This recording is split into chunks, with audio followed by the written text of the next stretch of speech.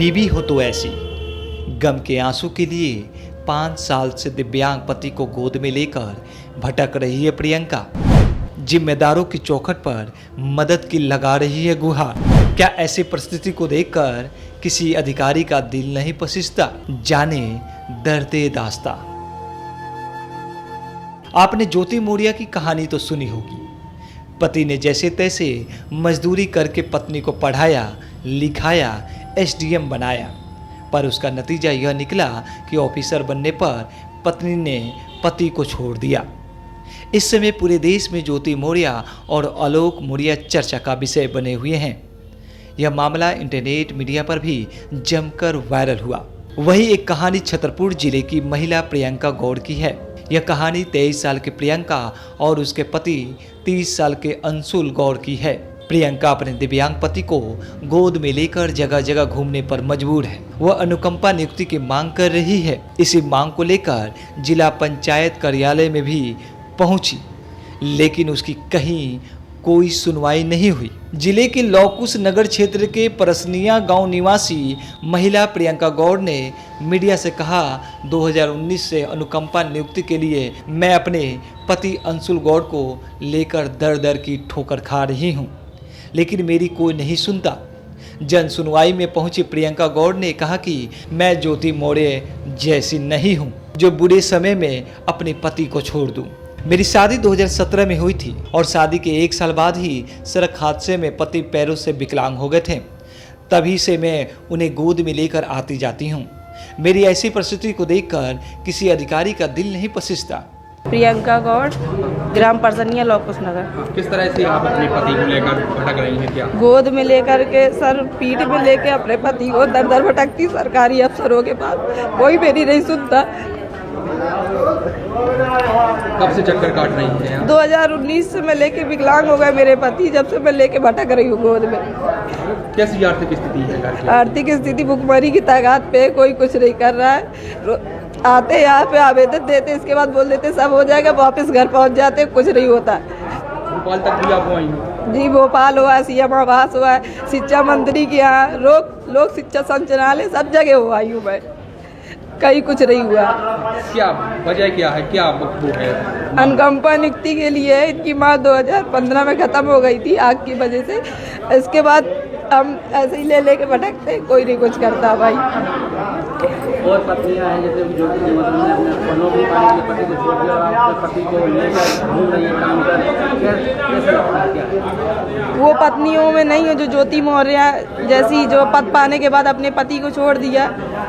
मैं तो अपने पति, मेरे लिए सब कुछ है, मेरे लिए मेरा पति, मैं ले के भटकती जब तक वो जीवित थे, मेरे लिए वो आई है। मेरा नाम अंशुल गौड़ है, आदिवासी।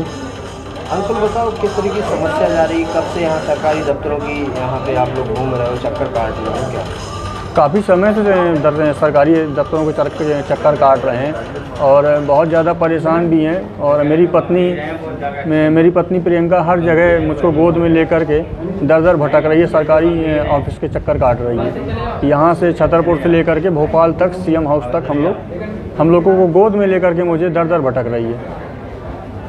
क्या समस्या है? समस्या सर ये है कि हमारी 2015 में मम्मी आग जलने से उनकी मृत्यु हो गई थी और आज तक हमको उनकी जगह पे अनुकंपा नियुक्ति नहीं मिली है। और हमारी पत्नी हर जगह गोद में हमको उठा के लेकर जाती है। तमाम पत्नियां जहां मतलब ज्योति मौर्य जैसी पत्नियां अपने पति को छोड़ देती पद पाने के बाद, हमारी पत्नी ने मुझे विकलांग होने के बाद भी मुझे गोद में लेकर के एक बच्चे के तरह मतलब उठा करके लेके जाती है हर जगह। फिर भी कोई अधिकारी तरस नहीं खाता, किसी भी अधिकारी को, कोई भी मंत्री को तरस नहीं आया। और जहां हर जगह अपनी पत्नी मतलब सफाई कर्मचारी की, उसकी ज्योति मौर्य ने अपने पद पाने के बाद जो अपने पति को छोड़ दिया, मेरी पत्नी दिन रात मेरी सेवा में लगी रहती है। मेरी पत्नी मेरी बहुत मदद करती है और मैं शासन प्रशासन से और सरकारी कर्मचारी जो हमको मतलब भगा देते हैं, मैं उनसे यही विनती करूँगा कि मेरी आर्थिक स्थिति बहुत ख़राब है और मुझे मेरी माँ की जगह पर अनुकंपा नियुक्ति दे, ताकि मेरे परिवार का भरण पोषण चल सके। क्योंकि मेरे परिवार में 2 अभी अविवाहित बहनें हैं जिसकी मुझे शादी भी करनी है और हम हैं पति पत्नी हैं। आपको क्या हो गया पैरों में? मेरा सर 2019 में एक्सीडेंट हो गया था तो माइंड से मेरे सर की नस दब गई है ब्लड सर्कुलेशन की, जिसकी वजह सर्वाइकल स्पाइन है। ना तो हम चल पाते हैं, अपने मन से एक गिलास उठ के पानी भी नहीं पी पाते। इस समय में मेरी पत्नी ही सिर्फ मेरा एक सहारा है। नौकरी अनुकंपा नियुक्ति न लगने की वजह क्या है? क्या अधिकारी क्या कहते हैं? अधिकारी सर केवल गुमराह कर देते हैं। अभी तक डीओ साहब, जो पूर्व में डीओ साहब थे संतोष शर्मा जी, वो बोलते हैं आपने 1 लाख रुपए की राशि के लेने के हेतु सहमति पत्र दिया था, जबकि हमने कोई सहमति पत्र उनको नहीं दिया। जबकि हमने उनसे जब मांगा तो उन्होंने हमको खुद दिखाया कि हाँ आपका कोई पत्र संग्रह इसमें नहीं है, ये है सर, उसकी कापी भी है। और बस ये मतलब गुमराह कर रहे हैं कि 1 लाख रुपए आपके खाते में जा चुके हैं, आपको नौकरी नहीं मिलेगी। मैं आज भी बोल रहा हूँ सर, वो राशि मुझको नहीं चाहिए है। मैं पहले से भी कहता आया हूँ, मुझको माँ की जगह पे नियुक्ति चाहिए है। मेरी जो योग्यता हो, मुझको उस योग्यता को देखते हुए मुझको मेरी माँ की जगह पे नियुक्ति दे दें, जिससे मेरे परिवार का भरण पोषण चलने लगे सर। अनुकंपा नियुक्ति के स्पेशल कैंप्स लगाए हुए हैं और जहाँ पे पोस्ट वेकेंट है उन सब में प्राथमिकता से और संवेदनशीलता से छतरपुर में कार्रवाई हुई है और सारे पोस्ट जो वेकेंट है उनके अगेंस्ट नियुक्तियाँ की गई है। जहाँ पे पोस्ट के वैकेंसीज में इशू है वहाँ पे रिक्वेस्ट किया गया है और शासन स्तर पे भी उसको बेचा जाएगा। बट जहाँ पे नियमानुसार जितने भी केसेस को क्लियर कर सकते थे उतने में कैंप मोड में छतरपुर में कार्रवाई हुई। सर 2019 से लगातार वो चक्कर काट रहे हैं सरकारी दफ्तरों के, यहाँ तक कि उन्होंने बताया कि मंत्रालय तक के चक्कर काटे हैं, अभी तक उनकी अनुकंपा नियुक्ति नहीं हुई है। अनुकंपा नियुक्ति में छतरपुर में कैंप लगा के कार्रवाई की गई है और जहाँ पे पोस्ट के वैकेंसी ना होने के वजह से जहाँ पे इशू है वही वैसे ही वाले इश्यूज रहेंगे जहाँ पे वैकेंसी नहीं है और नियमानुसार अनुकंपा नियुक्तियाँ की गई, जिसकी वजह से आज तक अनुकंपा नियुक्ति नहीं मिल पाई है। आर्थिक तंगी से परेशान गंभीर परिस्थिति में प्रियंका जैसे तैसे जेवर बेचकर 1,30,000 रुपये लेकर कानपुर पहुंची, जहां न्यूरोन हॉस्पिटल में पति अंशुल आदिवासी का इलाज करा रही थी। वहां 1 महीने 10 दिन भर्ती रहने के दौरान उनका सारा पैसा खर्च हो गया और वह पैसा ना होने के कारण 9 जुलाई को वो छतरपुर अपने गांव वापस आ गई, जहां वे कलेक्ट्रेट जन सुनवाई में अपने पति को लेकर पहुंची।